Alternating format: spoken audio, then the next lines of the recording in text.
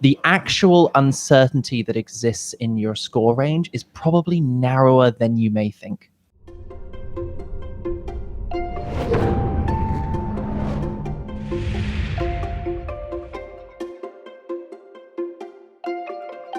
Alex, back for another MCAT podcast. This time all about test anxiety, right? This is a topic that's a touchy topic because mental health is one thing. Test anxiety is definitely a part of mental health. And it's such a unique kind of niche of mental health that it's hard, as we were kind of discussing before, it's hard to just say, well, don't be stressed, it's just a test. But it's too hard to say that. And people have true physiological responses to going to a test center and sitting down and thinking about this, especially as a test that potentially, right, has this potential to make or break someone's future career.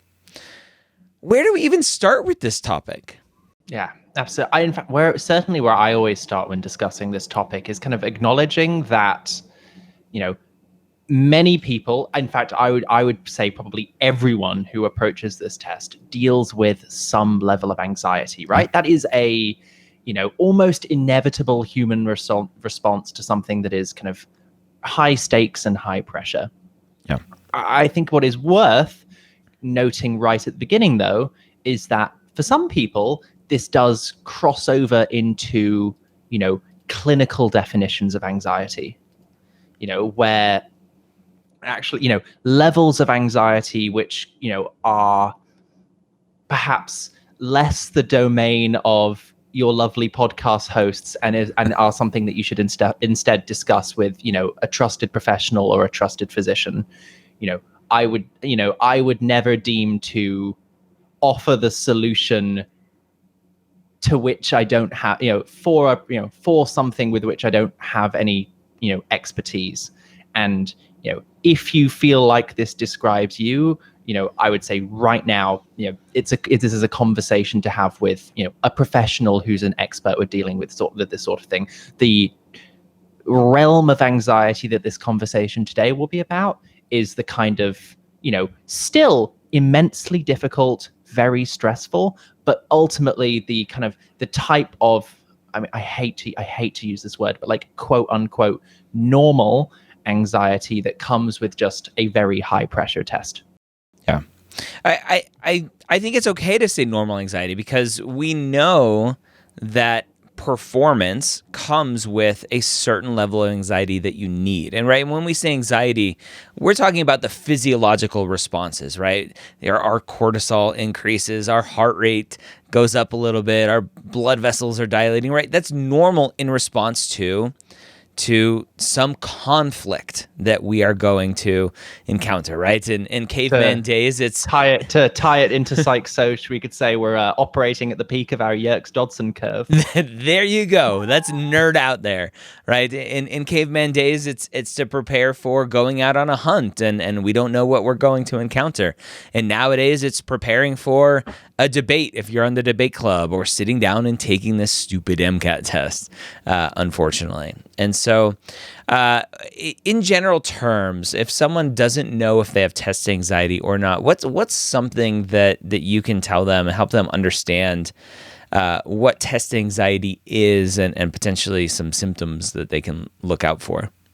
Yeah. I mean, firstly, I would say if you don't know that you have test anxiety, I'm very jealous, because I think for many people, the symptoms are almost kind of overwhelmingly kind of obvious to them.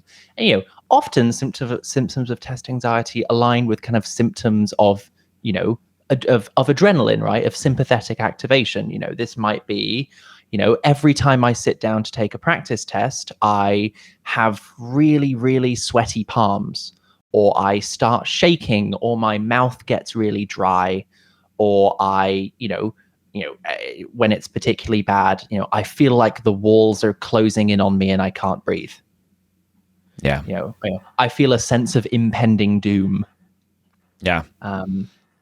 All of these are physiological responses to anxiety. And, for something like the MCAT, this can, and I think perhaps if you're just dropping on this podcast, or don't, have enormous familiarity with kind of what this exam is, that might sound crazy, right? Like, oh, it's just a test. How could it possibly produce symptoms that are that strong?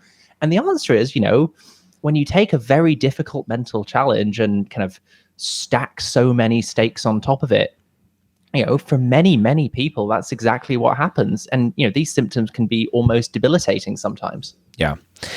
And I tie in not just kind of more of the physiological responses of kind of test anxiety or anxiety in general, but also I tie in a lot of negative self-talk and lack of confidence into test anxiety as well. I talk to students all the time, especially ESL students, who crush their science sections and then really struggle in the car sections because they tell themselves the whole time they're in the car section, I'm a slow reader, I'm not good at English, I don't understand what this is saying. But their other section scores tell me that they understand completely, that they are just talking themselves down the whole time. And our brains, my father-in-law is a neuropsychologist, so I've learned some stuff from him about our working memory. We only have a certain amount of space in our brains to hold information.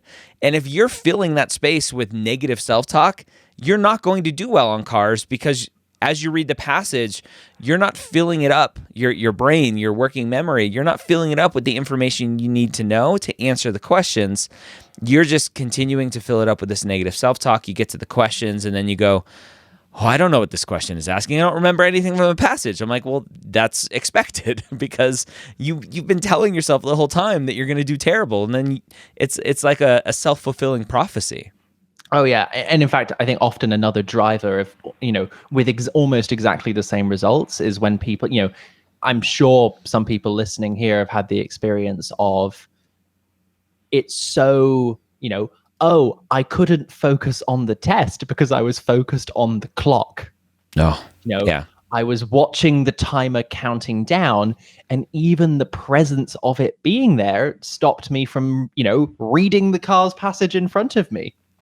Yep, 100%. It's hard to deal with, but it's good to know, right? And so, all of that stuff kind of ties into test anxiety and doing poorly on test day. What are some of the biggest things that you, as an MCAT instructor and Blueprint overall, kind of teach in terms of helping students deal with this stress? Yeah, so I think particularly for, I always think a really valuable thing to kind of frame this discussion, right, is I think many people perhaps approach their test anxiety as if it's just there, as if it's a kind of immutable property of their brains. I am someone who feels anxious during psych soc, for example. And I think for many people, it can be really helpful to take a step back from that and to recognize that, this kind of test-induced anxiety, this kind of otherwise non-clinical anxiety, actually can generally be traced to a number of distinct causes, right? You are not an anxious person. You are someone who is being caused anxiety by X. And once we've made that mental distinction, we can start diving into what those specific causes may be, right? And everyone's approach to the MCAT is different. So often people have different causes. A really common one I run into with my students is something like, tying your self-worth to the exam. Because I think this is a big one among pre-meds in general, right? Pre-meds are often like, oh yeah, I got a 98 in that chem exam in sophomore year, and pre-meds often place enormous personal and professional self-worth on their academic and intellectual performance. It's hard not to, because they think that's the only thing that matters to get into medical school. Yeah, because people have told them that they're smart their whole lives. Yes. And by the way, if you're studying for the MCAT, you are a smart person. I promise. Yeah. That's something I've learned as a parent is don't tell my kids she's smart or my he or she both of my kids.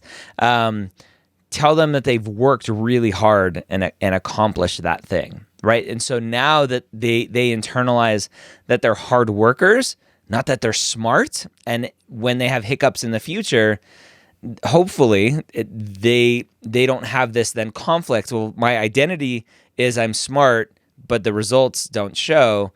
They now have my identity is I'm a hard worker, and maybe I just didn't work hard enough this time. Absolutely, yeah.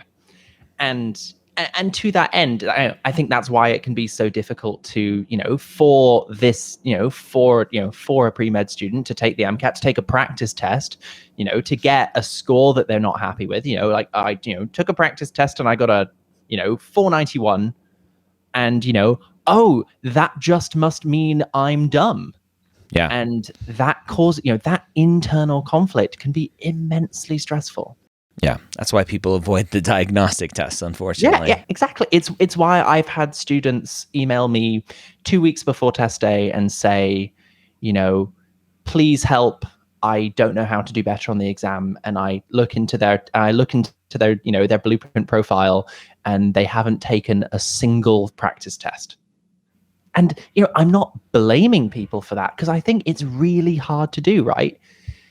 And the first piece of advice I always give is you have to uncouple this. You have to uncouple the sense that your intellectual and personal self-worth depend on doing well on this test. You are a smart person. You are an accomplished person. You are a hardworking person, and that exists entirely separate from this MCAT universe. And secondly, you have to acknowledge that actually nobody everyone who ends up with that amazing score that you covet, nobody strolled in and did that first try. Yeah. Kind of behind every, MD matriculation lies, 4, 5, 6, 7, 8, 10 practice tests, all of which were probably below what they actually got on test day. Yeah. I teach the MCAT as my job, and my diagnostic score was comfortably below 500. Because you know what? Because I didn't know anything. Because it should be. Yeah. Because it turns out, like, if you haven't studied psych soc before, like, you don't get a 132 on the section. Yeah. Everyone who bench presses 350 pounds started at 45, started at just the bar. Exactly. So it's just, I think, I don't know if it's a generational thing where people don't want to put in their dues, and so they don't like to start at the very bottom. They just want to end up like, I just want my 520. Like, why can't I just have a 520? But it's a weird psychological thing of like, you're going to be bad to start, right? That's how it works. And that's okay. And and of course, but when your self-worth is tied so strongly to perceived metrics of intellectual performance, I think that can be a really difficult loop to break. But I promise it can be done. Yeah. Some other distinct causes that I think often come up are, is something like lack of preparedness. Like, I'm really scared about my MCAT because it's in 3 weeks and I'm not where I want to be. Mm. This is a tougher one, and it, I think, often involves, and I think we're even going to talk about this next episode, but it's worth internalizing that everyone's approach to this test is different. I think that kind of anxiety is often induced by thoughts of like, but my test is next week. That's when I'm supposed to take it, which means if I'm not ready by then, that's a personal failure. Yeah. Everyone's journey to this test is different. It takes everyone different amounts of time. I've had students who have studied for this test for sometimes 2 years, and I've had students who have crammed it in 6 weeks. My goodness, I don't know how. Yeah. Another source of this anxiety is comparing yourself to others and hearing your friends scoring a 515 and they started studying 2 months after you and therefore you must be a failure because they're doing much better. And comparison is just a drain on energy levels in my mind. Yeah, absolutely. It's incredible, the lengths that this can go to, right? I've met people with 519s, who are crushed because their friend got a 526, which is just, in even speaking to, med school admissions committee members, like it's not, that's not, it's not meaningful. That is, a crazy thing to make yourself miserable about. Yeah, it's hard. So let's talk about overcoming. I'm a big fan of positive affirmations. What are your thoughts on that? Yeah, absolutely. I think positive affirmations are really helpful, particularly over a long period of time, right? In the same way that you touched upon these kind of repeated cycles where students constantly beat down on themselves, where I don't understand this car's passage, I don't speak English, I don't read English very well, this section, this is so hard, I'm never going to improve.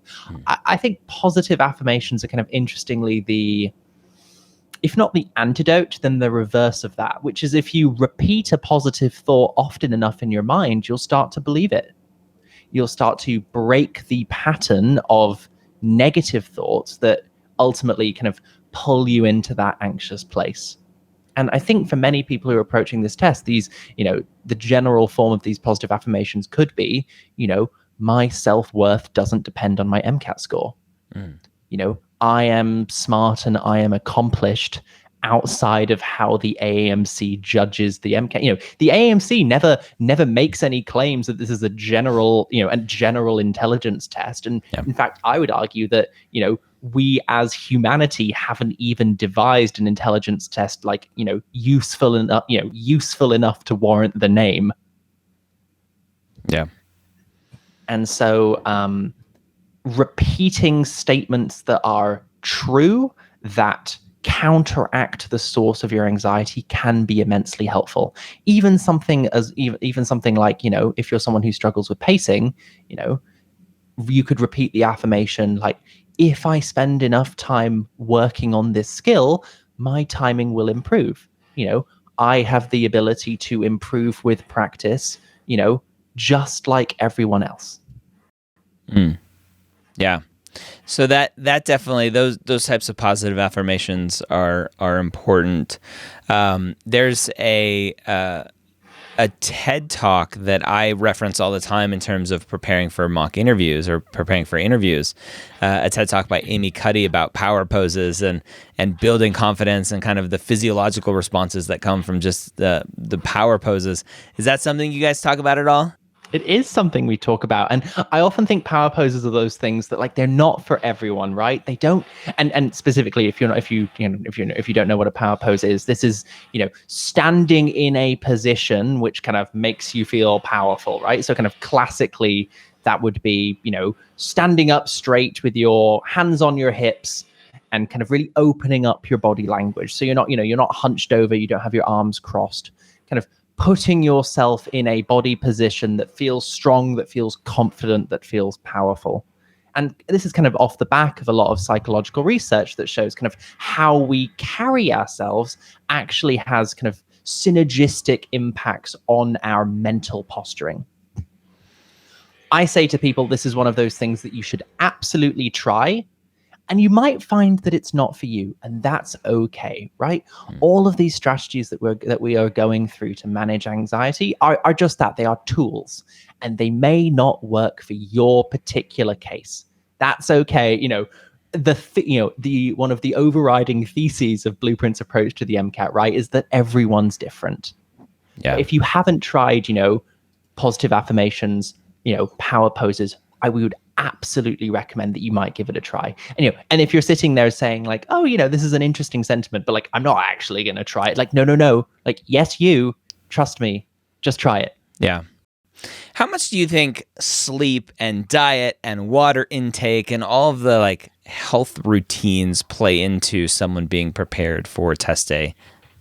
Yeah. I mean, I think people have this, and I'm sure as a physician, you are confronted with this in medical school all the time, right? I think, much of our society's approach to, say, medical training encourages people to view the mental and the physical as separate. But of course, no such distinction exists in real life, right? People divorce mental performance from physical performance, but they are in fact intimately related. Your brain is made out of ultimately the same stuff that the rest of your body is. It's still composed of cells that metabolize, that generate weight, that generates waste, that has to have oxygen delivered to it and CO2 removed. And so ultimately, mental performance begins with taking care of your physical needs. Yeah. You cannot perform at your absolute mental peak on the MCAT without also taking care of your physical needs first. And at its most basic, this is something like getting enough sleep. Not just the night before your MCAT, because that might be difficult, but in the weeks and months preparing beforehand as well. If you neglect your physical needs, if you don't drink enough water, if you don't get enough physical activity, if you don't treat your body like the finely tuned instrument that the MCAT requires, then ultimately it's not going to perform at peak operation. And perhaps you might perform at below peak operation and still get a score that you're happy with. That's good enough. That's good enough to achieve your goals.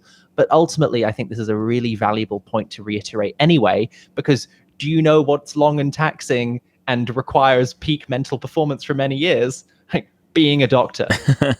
Being a doctor, yes. It never ends. It's a long process. But yeah, I think self-care is something that everyone should start now. Obviously, the pandemic has affected a lot of people in terms of self-care because everyone's just sitting at home, eating whatever they want, not exercising, whatever. All the gyms got closed. But maintaining that through medical school, maintaining that through residency is very important to be just tip-top shape and health and longevity of your life. So, and it helps with taking a test. Absolutely. So think about that. And I also think it's worth framing it in that sense, right? Which is, you should strive to be physically and mentally healthy, And I think this is really easy to do as well, possibly for the types of people who end up pursuing this career path. But, ultimately you should pursue physical and mental health, not just because they help you be a better doctor, but because they are kind of inherently valuable, aims for your life, right? In the sense that like you deserve to be mentally and physically healthy outside of your capacity or drive to be a physician. Yeah. Let's talk about test day, because we can all go in with a plan and things have been working great, but practice tests, our body knows, right? Our mind knows. This is just a practice test. This isn't the real deal. So my anxiety isn't going to be triggered as much versus the real practice test. Your body knows, be like, hey, wait a minute, why are we going to the car? Hey, wait a minute, why are we driving somewhere? Hey, wait a minute, what is this building? I haven't been here before. And now all of a sudden you're in a new environment. Hopefully, this is you taking the MCAT for the first time. So it's a brand new environment for you. All new process of checking in and getting a locker and putting your stuff away and going to the computer and hope that it works and the mouse actually functions and the keyboard works, whatever, right? The test anxiety is going to kick in fast and furious potentially there. What strategies do you have on test day to make sure that the anxiety stays away as best as possible. And then if it does come, what do we do? Yeah, absolutely. So the first one I say is often make your, optimizing your performance on test day actually begins in your practice tests all the way back to, your very first full length, right? And, because I really liked how you kind of touched upon this, Ryan, because ultimately, yes, the test day environment is different from your practice test. Like there's no getting around that, unless you can unless you're going to like build a replica Pearson center in your garage, which, ultimately test day will be different. Right? There's no getting around that. I think there may be a need out there for virtual reality kind of Pearson test center, so I can put on my Oculus and walk into Pearson and open the door. And I think we should be taking practice tests in VR. I think that's how to do it. As someone who enjoys using my Oculus a great deal, I refuse to hand it over to such endeavors. We'll have to talk offline what you play on Oculus because I'm a big Oculus guy as well. But like you said, that the source of that anxiety are all of those tiny differences between what you've been used to and what the test day center is, right? So you need to minimize those total number of differences. And that starts by making your test-like practice as test-like as possible. This means taking it with the normal timings, the normal timings that you'll have on test day, be it regular or accommodated. This means eating similar foods. This means taking it at the same time. This means wearing a mask for the whole test, because at least as of what we know now, that's what the AMC is requiring at all test centers. Once we get to test day itself, it's worth acknowledging that a little bit of anxiety is completely normal, and I would argue unavoidable, right? It's high pressure. It's a high stress environment. That's, I think if someone wasn't stressed, I would be, I would be shocked and ask them what their secret is. But ultimately, be confident in your ability to manage that healthily, to treat it as eustress rather than distress, to allow it to push your performance to its highest possible level, kind of without pushing over the edge of that curve towards maladaptation. Yeah. I like to try to talk about how physiologically there's not a lot of difference, if any, between stress and excitement, and potentially that little bit of a mindset shift of I'm stressed, I'm anxious, to I'm excited, right? This is a test that is going to show how hard I've been working and is going to open a lot of doors for me. And potentially that little bit of a mindset shift, that little bit of a storytelling shift of I'm nervous to I'm excited may make all the difference in the world. Oh, my goodness, I've never heard that before. I like that a lot. You can steal it. You can have it. Yonk, it's in the live course now. No attribution required. Because I stole it from someone else at some point. So. Yeah, absolutely. And, test day can be exciting. And ultimately, it's the culmination of what you've worked so hard for. Yeah. So be prepared, trust yourself, have the confidence that you have worked hard to get what you want, and understand that you're going to have some jitters. There's often, if you've been following kind of all of the advice that this podcast and that, of course, the Blueprint gives out, is that you should be walking into the test day with no less than all of the AAMC full lengths completed.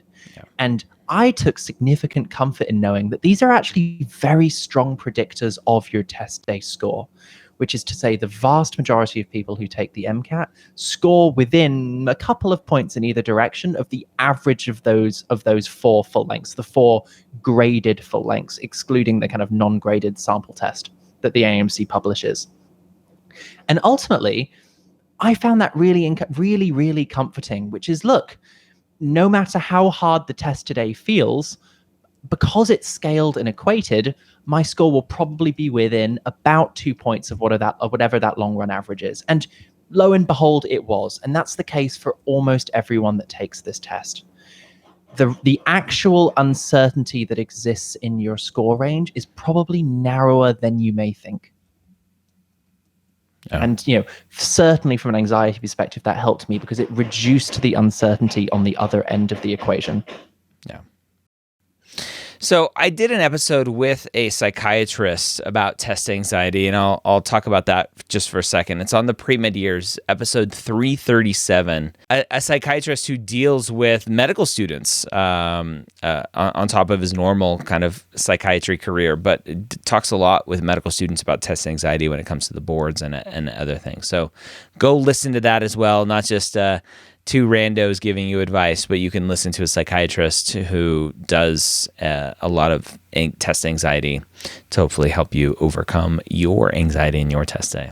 So thank you, Alex, for another awesome episode. If you want to hang out with Alex on the Blueprint Live online course, go check that out at blueprintmcat.com. And we'll see you for another episode next week.